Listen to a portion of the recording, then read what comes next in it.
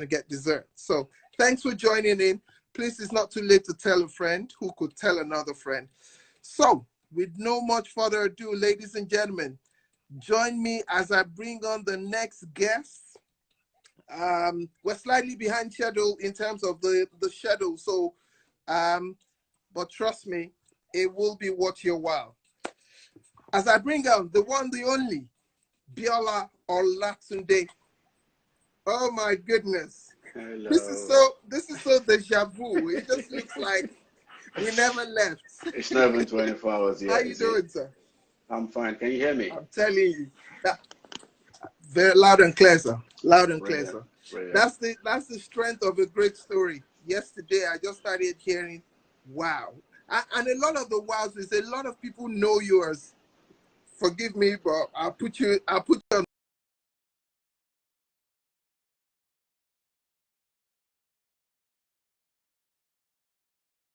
They were like, wow, so he did that. So he had to go through that. So, and for me, I was really, really excited that we told the story, because so that people will know that behind the microphone and behind the preaching, there's also a man who is very dogged and diligent and will take no excuses, in your words, for you not delivering excellence. So thank you one more time for showing up for us again in this last 20 minutes, the grand finale.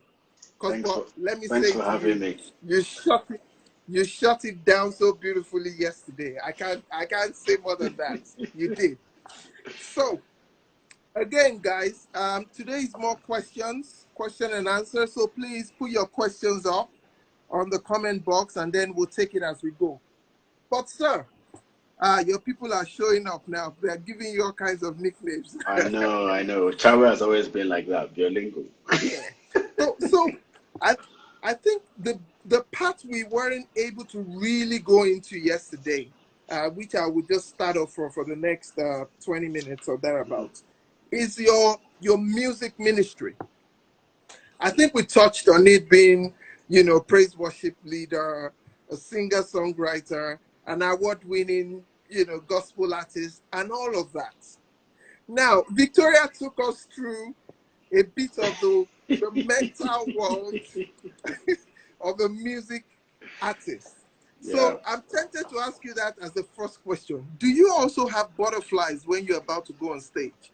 Because watching you on stage, or for the thousands of people who watch you, it always looks very, very seamless, very easy, so take us through that, man, just so we can test that you're as human as we are. I think for me that I kind of knew you were going to ask me the same question when you were talking to Victoria. I think I mentioned vulnerability yesterday, and for me that never changes. And I can say that obviously for people who are Christians that are listening to us, if I have to pick a mic, I think I want to say the most rewarding moments or times that I've felt that, oh my God, what a move by God, are those times when I'm totally unprepared, which is I've looked at the song list, I've turned it over again, doesn't look like that's the way the direction of travel, and I get on stage and God just moves. So for me, it's a case of I wouldn't call it butterflies. I would call it just a place of vulnerability, which is, that God, if I grab that mic, I'm here to represent you. Like I'm not a performer, and I would reluctantly accept the title artist. I'm a minister, so that drives everything that I do in terms of which means you can pull, and so you probably know that obviously even in church sometimes somebody just says grab the mic. Before I hear that, I already know it's coming. So for me, it's almost like perpetually prepared to minister. So whether you put a mic in front of me when there are 1,000 people there, or you put a mic in front of me, which happened recently, where you are preaching to chairs, I don't rely on my preparedness for that moment.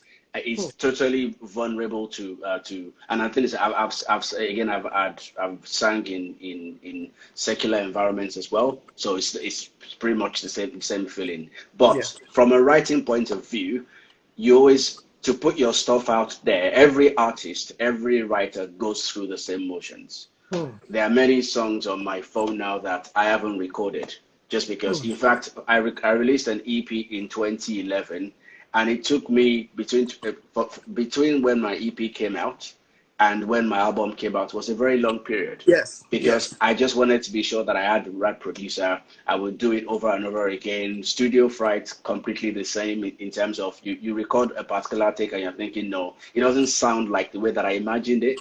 yes. So all of that happens, and which makes us it's the human element. Hmm. And I think it's always good to be in a place where you know that after you've done all you can, which you've Yes. taken all your own, you're taking all your own excuses out of the way. Then God breathes on it, Hmm. pretty Okay. much. So Okay. I that was means gonna. if you decide to grab a mic tomorrow, who knows, buy 'em. Honestly, yeah. I beef musicians. I just beef them because I don't know where I walked to when God was sharing that gift. But anyways, it's fine. The other thing I wanted to ask you on the lighter note before we Yeah. go deep is where did the dancing come from? Because we have, especially in gospel, we have artists that come and deliver like you deliver. Mhm. Then we have you who comes and delivers, and then you know your moves. I'm thinking, how did how did this move connect with? So where did the dancing come from? Where did the artistry? Because you said you're not a performer. I Yeah. understand what you mean by that. Yes. Yeah. But in terms of your delivery on stage, when you're perfectly in sync with what you feel the direction is from the spirit, where does the dancing come from? So I think the dancing is in the DNA. My dad, my mom, they're very, very good dancers. It runs in the family. You should actually see my brother dance. I don't Oh, okay. compared to my brother, I don't even think I'm a dancer. So I think that kind of runs in the family. So I can't take responsibility for the dancing gifts. It just Hmm, happens. Yeah, you hear the hmm. music and the body starts to move. So can't really control that. And Okay. in terms of I think my like I said, I've been singing. I used to sing with my dad well before I was 10. But in terms of me putting together my actual first concert, I think I was 16, fresh out of secondary school, I believe, and went on holiday with my cousins. This was a group of like maybe five or six. I was actually the oldest in the group. We put together a concert of just I think there were like seven or different boys, my cousins, my brothers, and then some other friends from church.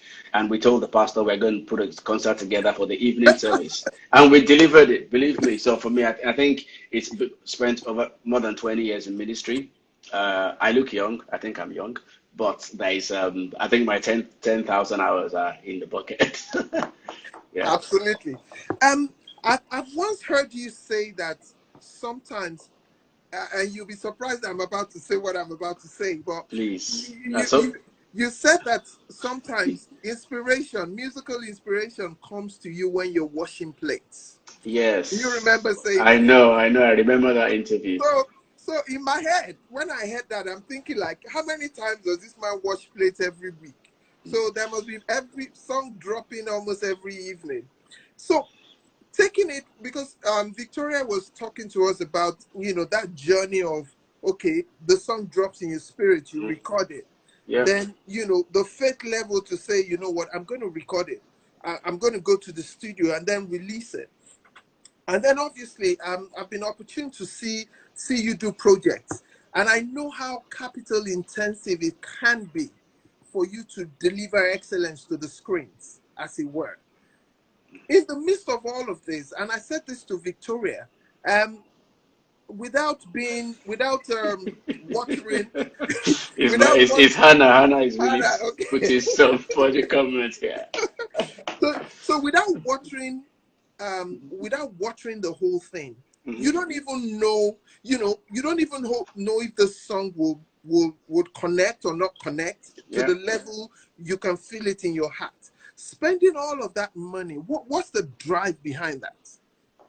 What drives you to put over 15,000 pounds to a production of a music label?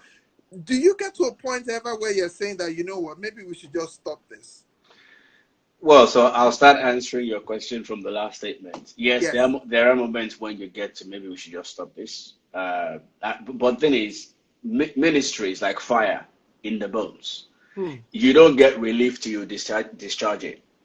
Hmm. And if God brings the opportunity, so for me, I'm somebody who believes that God channels resources through people, and you have to put them in the right place. That's the truth. So for me, I don't get when I put money towards a project, the end goal is not the numbers.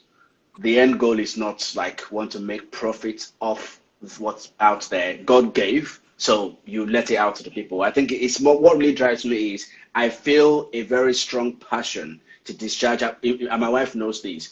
If God drops a song in my heart on Saturday, I'm ready to sing it on Sunday. Hmm. I'm not interested in all that copyright, blah blah blah. It took me a long time to get round that. Many of the songs on my first album are songs that I have done on several stages because I'm not in that album industry as it were for Yeah. the money. Yeah. It's more about just whatever God has given to me. I'm happy to teach about it's more for the body of Christ, if Hmm. that makes sense. But Hmm. I haven't spoken to some people in industry. Yes, there are certain ways that you can profit from your passion. And like I said yesterday, I can remember my very first invite to go and minister externally in this country, which I had to turn down. That's a story for another day. And like I said, if I was saying if my 20-something-year-old self was landing in England now, we'd be Yeah. having a completely different conversation as far as music is concerned. Yeah. So to answer your question, it's I do it because I'm passionate about it, Hmm. Hmm. not because and if I have the money to put towards it, I put the money towards. But again, I do also crunch the numbers. Fantastic. I So crunch the numbers. going to the numbers, which you massively spoke about yesterday in such simplicity that it was amazing. Now, I was talking to Sam just before you, and Mhm. and the new. I'm not going to call them the new generation because we are not old yet. So, but the younger part of our generation, the Yeah, younger spectrum of our generation. the younger Um, millennials. yes, or let's just say, well, millennial. Yes, I know. As I so said, the so younger ones. yes, the younger one. So patience is no more a virtue. It's about, they look. So there's this 18, 19, or 20 or 22-year-old guy who knows he can sing. And then he's looking in the secular world how these guys are dropping albums and I changing know. cars and becoming brand ambassadors. Yeah. Now, this dude wants to go into music full time. Hmm. Now, the reason I'm asking that question, I did ask Victoria too, but it'd be great to get your insight too. Um, if you're doing something for the passion, and then of course you have a day job which is funding that passion. Now, for the person who then says that, you know what, I'm a musician, that's what I want to do. All these things you're telling me, I don't. I can see, I can make it in me. What would be your advice based on your experience of being able to marry those two worlds, what you've experienced on both sides? What would be your advice to that person? So I think let me try and paraphrase a Bible verse that Hmm. says, "Let patience have its perfect work." Hmm. So if you're somebody who believes that this music or this singing is, I was listening to one of my big mentors today, Bishop Jakes. Anybody who hangs around me know that Bishop Jakes is one of my top guys. And he said this generation is not a patient generation. Hmm. He said, can you compare the number of people who are making it, quote and unquote, as an employed person working in a company compared to somebody Yeah. who hit it big on YouTube, on Facebook, on Instagram? The Yeah. numbers don't add up. So I think Absolutely. this young person has to have a reality check, which is what are the cost of your dreams? Are you ready to Hmm. share a flat or share a bed in a room for the Hmm. period required to put in the work? I Hmm. think you must weigh what your future dreams look like in the context of will music get me there? Because the market is let's even talk about the UK gospel market. Now, if this was a secular person trying to go into secular, it's a different level field. In the Yes. gospel, it's even tougher. I'm Hmm. telling you now, just because you see people on different platforms doesn't mean that the numbers are adding up. True. That's the truth. Doesn't mean True. that numbers are adding up. So I think for me, if you have to put your dreams into perspective Hmm. and be able to put in the graft. A lot of people that I know who are producers actually combine that with a 9 to 5 job. That's the truth. I don't know many people who are doing this full time. And the thing is, for Hmm. example, you have a full time. Think about, so for example, are you going to get married? Are you going to have children? Do you want a mortgage? Are you going to pay rent? The numbers have to add up. So, whilst there's nothing stopping you from still hustling as a musician, whilst still doing some other job. So, for me, if the numbers don't add up, stick to your 9 to 5 and make Hmm. it count. Because as you get the 9 to 5, you can start to put it is, I can tell you, it is out of the hustle on the 9 to 5s and the see your 5 to 9 for people who sleep early, or your 5 to 1 a.m. Most people who you've interviewed don't sleep early. That's the truth. Yeah. So you come back from work, and that's when you start most of the work on the side hustle. So young musician, make sure that your 5 to 9 is also paying off. So if you want to spend 9 to 5 working in the studio, get a night job so that Hmm. nobody's getting rude to you. You're not dependent on people to feed you. Hmm. I've been Hmm. to many. I've been to many. I went to one ministration. My wife and I, we drove all the way past Newcastle. I'm not lying to you. Wow. Went Wow. to Newcastle. At the end of the ministration, they sent me 50 quid, which was payment for the CDs. Wow. Wow. I'm not And lying to you. and I, and that Oh, brings me to my. Can you hear me, sir? yes, I can. Okay. And that brings me to my next question. Um. They didn't What pay. is it? My wife is saying they didn't pay. They sent me the money for the CDs I left behind. So when this, other than the template answer, which is the real answer of the love of God and the passion of the gift, for you to drive that way all the way, and you've delivered value. Yeah. For me, how do you keep your passion going? And I'm trying to be very real as a human being, because you're delivering this. Everybody expects of you to deliver 100 when you show Yeah. up. Biola Olatunde is showing up, you deliver 100. And there's no value, there's nothing to appreciate the level of value you're delivering. For how long would you continue? And I how do think you handle that mental battle of, so. When I step on stage, I'm doing it for God. So a lot of people would disagree with that perspective to say there's a music side of things and then there's a business side of things. yes. I am a minister. Hmm. First of all, I'm not in it for the money, which is why for me, my agreement with God is on the hustle, quote unquote, or the calling.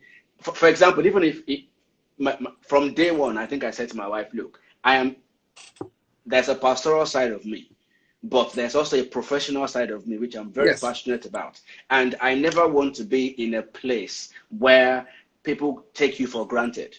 Just Hmm. because, oh, he's a pastor, blah, blah, blah, blah, it means that your life doesn't count in a certain kind of way. Yes. And there are certain doors that you cannot access unless you have both your ministry and your Yes. professional. There are people that you cannot reach out to if you are Yes. not playing in both fields. So for me, it is the fact that my feeding and my family sustenance and my life is not dependent on any income from ministry.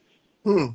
I've been in. I told you I landed in this country. I was held down job of an MD for 10, 15 years, not paid, Hmm. not paid. If Wow. I'm telling you, so that is, and that wasn't. I would do it gladly. Does that make sense? Yes. If you ask me to come and minister for you, cover my cost, minimum. Absolutely. That for me is the baseline. And Yes. don't leave me out of pocket or level with me, which is Yes. Nothing is, and I will drive down. It's if it's one person there, they will get blessed. It's never about the honorarium or whatever happens after. Yes. So it is passion that drives what I do. So it's not it's not as if anybody sponsored my album. One person actually walked up to me and gave me, I remember how much she gave. She gave me £600 and said, and it was, that money came from somebody you would not have expected to have done that. She handed me £600 and said, go and do your album. That was when my mind changed, and I thought maybe actually I should then think about doing an album, because for me, I had to sing the song. Song lands on Saturday, I'll teach the choir the rehearsals, we sing on Sunday. That's it, done. This is not my business. I've got my 9 to 5, if that makes sense. Okay. So because you're going to wash plate on Monday, so another song is going to drop. Honestly, even the plate washing, you should have read Anna's comments. He said maybe she should stop washing plates now. I think that whole idea of washing plates, I think I'm